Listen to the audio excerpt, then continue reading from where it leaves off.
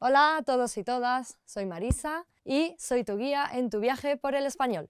In this video, you are going to learn everything you need to know before speaking your first words in Spanish, even if you're starting from zero. Welcome to Earn Spanish, where we skip the boring stuff and help you speak like real people too.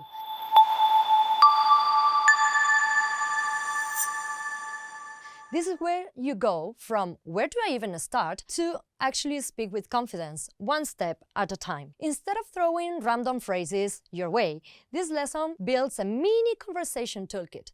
Ready? Let's go! First things first, pronunciation.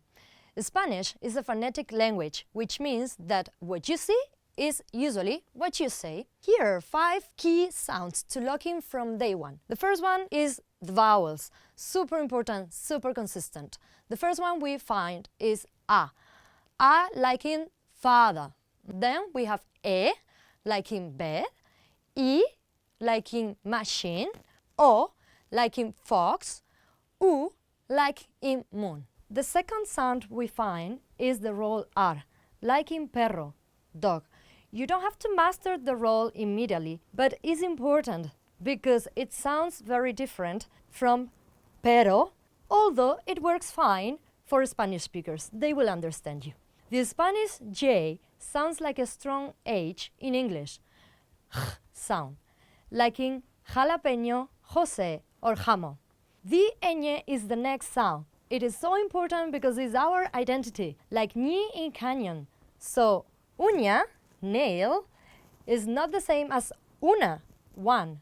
And also, año, year, is not the same as ano, which means something entirely different. The last sound we have is the C and Z sound, that is th, like in cepillo, ciudad, and zapato. Master this and your Spanish will already sound 10x clearer. Now, let's build your first real Spanish conversation, something you could say to a local right now. The first one is how to greet somebody in Spanish. The basic greeting is hola, hello.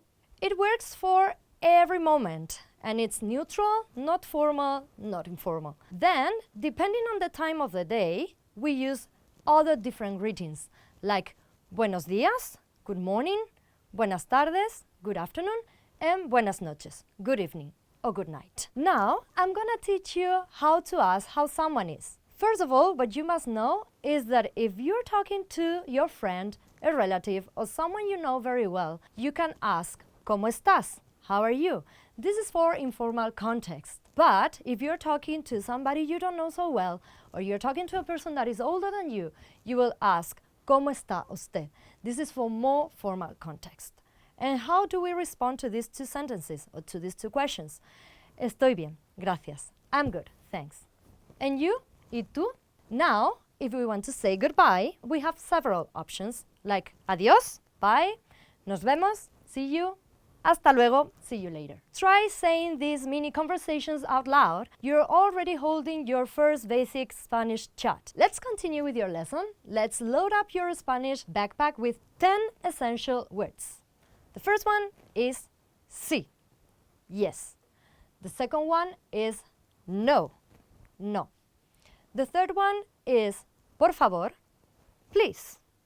Then we have gracias, thank you. Lo siento, I'm sorry. ¿Dónde? Where? ¿Qué? What? ¿Cuánto cuesta? How much does it cost? Or you can also say ¿Cuánto es? How much is it? Baño, bathroom. It's very useful because you would like to ask, where is the bathroom? ¿Dónde está el baño? And agua, water, like, can you give me some water, please? ¿Me puedes dar agua, por favor? This might seem simple, but trust me, you'll use this every single day when speaking Spanish. Now let's talk about a little bit of grammar. One of the first grammar questions new learners have is, what's the difference between tú and usted? Here's the quick rule. Tú is informal. Use it with friends, family, or someone of your age. Usted is formal for strangers, elders, or in polite settings. But I must say that usted is also used in Latin American countries as an informal way. It's the same as saying tú. Here you have some examples, like ¿Cómo estás? How are you? For a friend. ¿Cómo está usted? For a teacher or someone you just met. If you're unsure, default to usted. It's better to sound respectful than too casual. And here's the good news. Spanish grammar follows clear rules. There are patterns, and once you spot them, it all clicks. What's easy?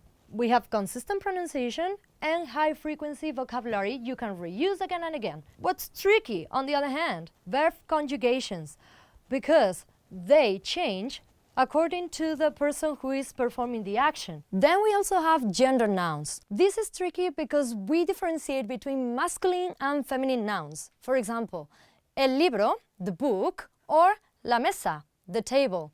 But don't worry, you don't need to learn everything at once. You just need the right things in the right order. Let's recap what you've already done. You've learned the 5 key Spanish sounds, practiced your first conversation, picked up 10 everyday words, understood tú y usted, and got a clear picture of what makes Spanish easier and what to look out for. That's one step closer to sounding like a local. Nos vemos next time!